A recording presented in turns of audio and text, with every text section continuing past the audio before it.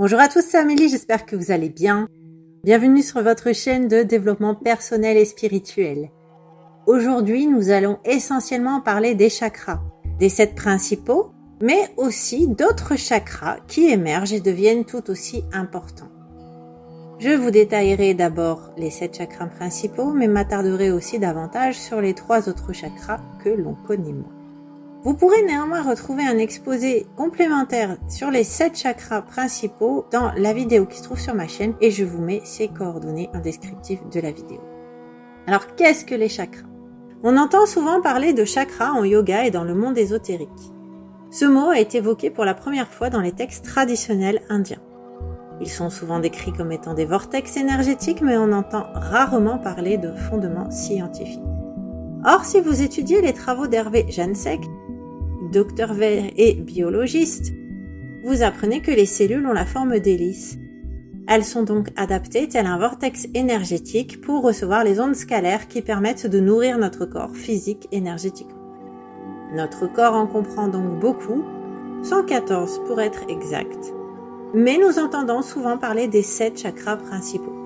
Je vous propose donc de vous en parler également, mais aussi de vous présenter d'autres chakras qui émergent de plus en plus dans le grand public. Il est important que ces chakras soient purifiés et équilibrés car dans le cas contraire, leur rayonnement est altéré, ce qui altère également les rayonnements de notre aura. Je vous reparlerai de l'aura à l'occasion d'autres vidéos. Présentation de nos 7 chakras. Je vous propose de vous présenter les 7 chakras principaux avant d'évoquer les nouveaux chakras émergents. On compte 3 chakras inférieurs qui nous rattachent au matériel et à l'aspect magnétique de la Terre, et 3 chakras supérieurs qui nous raccordent au monde spirituel et à un aspect dit cosmique. Entre ces chakras se trouve le chakra du cœur qui fait la transition entre le monde de la matière et le monde de l'esprit. Voyons nos 3 chakras inférieurs. On note d'abord le chakra racine. On le connaît également sous le nom de Muladhara. Il est situé à la base de la colonne vertébrale et on l'associe au rouge. Il a trait à nos besoins primaires, manger, dormir. Le chakra racine fait aussi référence à la sécurité matérielle et permet la confiance en soi. Il permet aussi l'ancrage qui favorise la stabilité face aux émotions et la manifestation de nos désirs. Il peut se bloquer suite à une mauvaise posture, à du stress, à une instabilité trop forte dans sa vie, financière, professionnelle, amoureuse, ou suite à une enfance difficile, et vous pouvez savoir s'il est bloqué si vous êtes déprimé ou en repli, ou si au contraire vous êtes anxieux, agressif ou paranoïaque. Ce chakra peut aussi être à l'excès. Dans ce cas, vous pourrez être dans l'abus des plaisirs matériels et physiques, être en colère et dans l'accumulation de biens. S'il est en sous-activité, vous pourrez être discret, apathique, instable avec des problèmes matériels. Au contraire, si ce chakra est à l'équilibre, vous vous sentez en sécurité et à votre place. Vous êtes plus stable face aux émotions et matérialisez plus facilement ce que vous souhaitez. Le chakra racine est relié à la couleur rouge, au mantra l'âme et à la fréquence 396 Hz. On l'associe à l'élémentaire. Le chakra sacré ou Svadhisthana, il est situé entre le pubis et le nombril. On l'associe à la couleur orange. Il permet le désir, la créativité, les plaisirs, la sexualité, l'équilibre entre le masculin et le féminin, l'intuition. S'il est bloqué, vous pourrez ressentir de légers dérèglements de l'hygiène intime ou vous sentir désorienté dans vos passions et vous sentir émotionnellement instable. Vous manquez de créativité et pouvez être dépendant au plaisir sensoriel. S'il est en hyperactivité, vous pouvez être en proie à des sautes d'humeur, vous sentir déconnecté. S'il est en équilibre, il éveille votre pouvoir de création. Autrement dit, il aide à donner forme à vos désirs. Il favorise le bien-être émotionnel et joue un rôle actif dans notre sexualité et dans l'expression de nos besoins et désirs émotionnels. Le chakra sacré est représenté par la couleur orange, son mantra est VAM, sa fréquence est le 417 Hz, il est associé à l'élément eau. Le chakra du plexus solaire ou Manipura, il se situe autour du nombril dans la région de l'estomac. Il permet l'estime et la confiance en soi et favorise le pouvoir personnel. Il a trait à la notion de rayonnement et de pouvoir. Si vous ressentez de la colère, il est fort possible qu'il soit en déséquilibre. Par ailleurs, vous pourrez ressentir dans ce cas des problèmes digestifs, de la fatigue, mais aussi de l'agressivité, une faible estime de vous, de l'agressivité, de la tension artérielle, du diabète. S'il est en hyperactivité, vous pourrez avoir envie de domination excessive, voire de l'autoritarisme ou du perfectionnisme. Voyons maintenant les 3 chakras dits supérieurs qui nous relient davantage au monde spirituel. Le chakra du plexus solaire est jaune. Son mantra est Ram. Il est rattaché à la fréquence 528 Hz. Son élément est le feu. Voyons maintenant les 3 chakras dits supérieurs qui nous relient davantage au monde spirituel. Les chakras supérieurs, on note tout d'abord le chakra de la gorge, Vishuddha. Il permet l'expression de soi, attrait à l'enseignement. Il permet la créativité en lien avec le chakra sacré. S'il est bloqué, nous pouvons ressentir des difficultés à nous exprimer, de la timidité.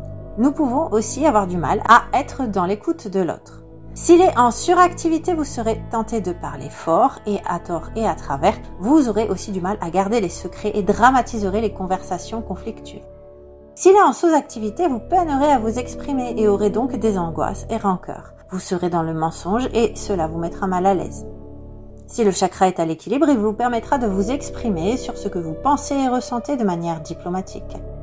Vous serez aussi créatif. Cependant, certains avancent qu'il ne peut s'équilibrer que si le chakra du cœur l'est également.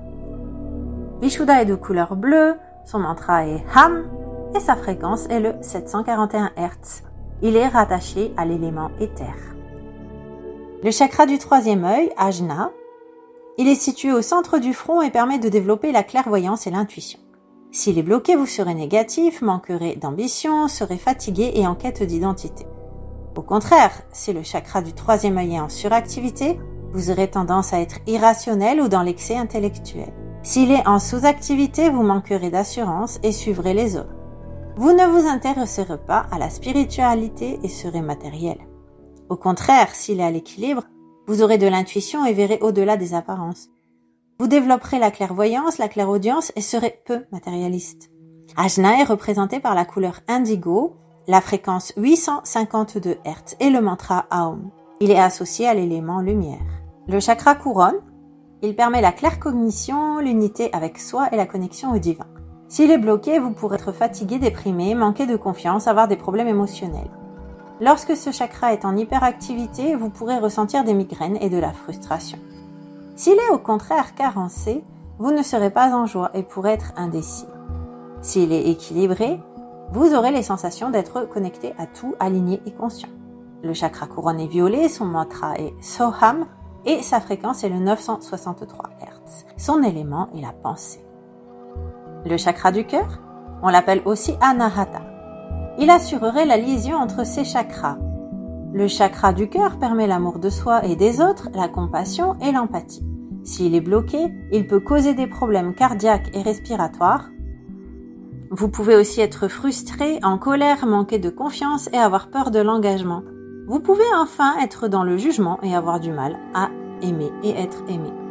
S'il est en suractivité, vous aurez une personnalité possessive et serez très généreux dans le but d'avoir de la reconnaissance. S'il est carencé, vous avez peur du rejet, avez besoin d'être rassuré, vous peinez à aimer et à montrer votre amour par peur du rejet. Au contraire, s'il est équilibré, ce chakra permet l'amour inconditionnel et la volonté de s'occuper des autres. Anahata est de couleur verte, représenté par le mantra Yam et sa fréquence est le 639 Hz. Son élément est l'air. Voyons dès à présent quels sont les chakras émergents. Présentation des 3 autres chakras. Le chakra de l'étoile de la Terre, il est de couleur marron ou noir, situé à 15 cm sous nos pieds. Le chakra de l'étoile de l'âme fait référence à l'archétype maternel. Vous pourrez donc travailler avec ce chakra pour résoudre les problèmes relationnels entre mère et fille. Il représente aussi nos racines, notre hérédité et notre lien au passé. Il permet la connexion à la Terre. Vous le considérerez comme un être vivant et apprécierez ses produits. Il favorise aussi notre déchargement en ions positifs et notre rechargement en ions négatifs. Nous sommes ancrés. Si au contraire il est en déséquilibre, nous sommes bloqués dans la vie et peinons à évoluer. Le chakra de l'étoile de l'âme ou Sol Chakra. Il se situe au-dessus du chakra couronne. Il est de couleur transparente, arc-en-ciel ou magenta. Ce chakra permet la connexion au divin et vous permet de comprendre qu'il y a un but divin dans la vie. Il permet l'accès aux annales akashiques, aux vies antérieures et représente l'archétype masculin. Si vous avez des soucis pour manifester ce que vous voulez dans la matière, il peut donc être intéressant de travailler avec ce chakra si vous avez manqué de figure paternelle dans votre vie. Il vous reste à envisager le chakra turquoise ou cœur karmique. Ce chakra est situé au niveau du thymus et des poumons. Il est relié aux vies antérieures et à nos diverses blessures qu'il convient de libérer pour être davantage dans l'amour et la compassion. On en a particulièrement entendu parler pendant la crise sanitaire de 2020. Quand il est équilibré, on se porte bien et on vit dans l'abondance, la joie, la paix intérieure. Si au contraire il est déséquilibré, on peut connaître un manque de joie de vivre, d'abondance, la peur d'autrui, un système immunitaire défaillant et les organes qu'il cible peuvent être affectés, comme les poumons. Ce chakra est lié au karma de notre âme.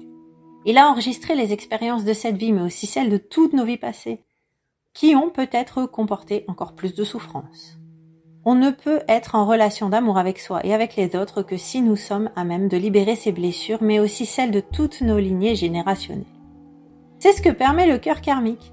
Il nous aide à libérer nos mémoires karmiques et favorise la fusion entre le monde terrestre et cosmique.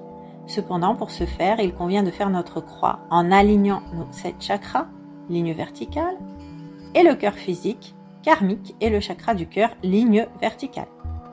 Vous avez donc maintenant bien compris qu'il est préférable de purifier et d'équilibrer vos chakras pour pouvoir profiter de leurs bienfaits. Pour ce faire, j'ai justement créé un coffret digital qui vous permettra, via différents audios, mais aussi des vidéos et des exercices, d'équilibrer et de purifier vos chakras. Vous pourrez voir tous les outils qui existent et les expérimenter. N'hésitez pas à retrouver le détail de ce coffret dans le descriptif de cette vidéo. Je vous laisse un lien à cette fin. J'espère que vous avez apprécié cette vidéo. Si c'est le cas, surtout, n'hésitez pas à la liker, voire à la commenter, mais aussi peut-être à la partager. Et enfin, bien sûr, si vous n'êtes pas abonné à la chaîne, et bien surtout, n'hésitez pas à le faire et à passer sur mes réseaux et sur mon site internet dont je vous mets les coordonnées en descriptif de la vidéo. Merci pour votre écoute et à bientôt pour d'autres vidéos.